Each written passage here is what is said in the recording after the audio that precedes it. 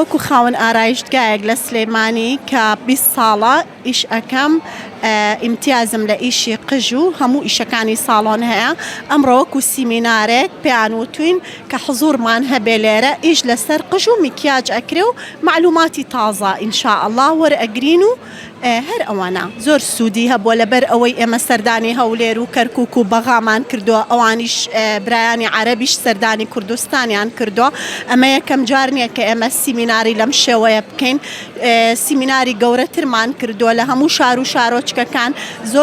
زۆر باشە چونکە ساڵۆن وایە تازەگەریە، دائیمەن تۆ ئەبێت یعنی تازەگەری بکەیت ئەم شتانە نابێت لە حەدێکا بوەستی، ئەبێ بەردەوام بیت لەبەر ئەوەی تازەگەریەکان بۆ خۆمان باشترە. طبعاً ئیسفادەی لێ ئەەکەین.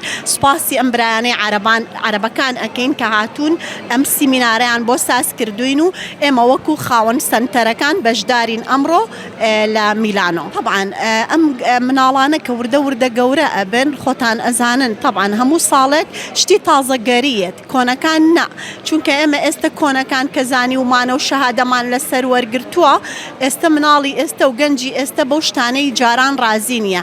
طبعاً ئێمە ڕۆژانە تازەکەری ئەەکەین لە شوێنی ئیشەکانمانە و ئەبێ بە پێی خواستی مشتری و خەڵک بێت ئەو شتانە. نەخێر من خۆم شخصی خۆم ئیمانم بە هیچ کرێمێک نییە لەبەر ئەوەی پێست خۆی جوان بوو هەر جوانە. ڕاستە بەعزە جارە پێست ئەسووتێت بەهۆی هەتاوە، بەهۆی بەعزێشتەوە، بەهۆی کرێمی خراپەوە، پێویستی بەوە هەیە تۆ خۆت لە ماڵەوە هەموو خانمێک ئەو شتانەی کە پێویستە لە ماڵەوە خۆت هەتە بە مەوادی طبیعی بە ئەعشابی طبیعی دروستیکە، لەوە باشترە کە پارە بە خۆڕایی لەو شتانەیە سەرف بکەیت و هیچ ئیسفادەیەکیشی نییە. ئەوە قەناعەتی منە. ئەی طبعاً ئێمە ئیشەکانمان وایە تۆ کە ئەو خانمەکەیەتە ساڵۆن بۆ ئەوەیەت کە ئەو ڕۆژە زۆر جوان بنوێنرێت.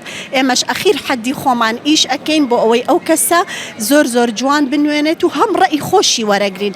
جاران وانە بوو کاتێک کە ئێمە ئیشمانە کرد بووک بواە یا ساهین بواە مناسبات بواە خۆمان شتەکانمان بۆ هەڵەبژار. نەخێر ئێستا ڕسمەیەنێ هەم قژەکەی هەم میکیاجەکە خۆی هەڵیەبژێرێت و ئێمە بۆ یەکەین. زۆر تەئسیری زۆرە لە قژەوە بیگرە هەتاوەکو پێست. ئێمە ئەنواع و ئەشکال شتمان هەیە لە ساڵۆن.